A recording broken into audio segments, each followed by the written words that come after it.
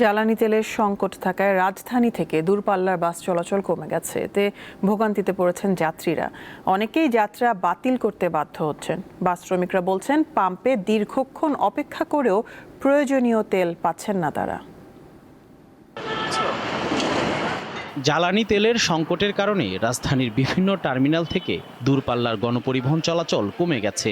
তবে বাস মালিকরা বলছেন, তেলের সংকট নয়, মূলত যাত্রী কম থাকায় তুলনামূলকভাবে কম বাস চলছে। যাচ্ছে না, এটা ভুল কথা। গাড়ি যায়, গাড়ি সিরিয়ালে লাগতেছে, হয়তো যাত্রী সংকটে হয়তো একটা দুইটা জায়গাতে একটা যায়। টাইম টু টাইম আমরা দূরপাল্লার গাড়ি, আমাদের যত সময় টাইম টু টাইমে আমাদের গাড়ি ছাড়ে, কিন্তু যাত্রীর সংকট। সামনে ঈদ আছে, যদি যাত্রী বাড়ে গাড়ি তো সব গাড়ি চলবে। ওই সময় যদি তেলের কোনো সমস্যা হয়, এইটা নিয়ে আলাপ আলোচনা করি আমরা এই সুখের সমাধান করব। অন্যদিকে বাস চালক ও হেলপাররা বলছেন, চাহিদা মতো জ্বালানি তেল না পাওয়ায় অনেক বাস ঢাকা থেকে ছাড়া যাচ্ছে না।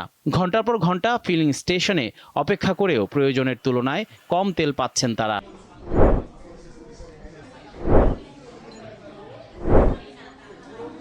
তেলের জন্য গাড়ি চালাতে পারতাছি না। কালকে নরসিংদী থেকে 5টা পাম্পে ঢুকছি, কোনো পাম্পে তেল দেয় না। 4 পাম্প মিলে 20 লিটার তেল পাইছি। আমরা গাড়ি কিভাবে চালাবো? তেল পাই আমাদের হচ্ছে 30টা 40টা, যারা 150 লিটার লাগবে তারা পায় 70টা 80টা। এই সংকটটা আমরা পানিতে সম্পর্ক নিয়ে যেতে পারবো না। যদি আমাদের তেল থাকে তো আমরা স্বাভাবিক ভাড়া ভিতরে আমরা চাইনা নিয়ে যেতে পারবো, আসতে পারবো।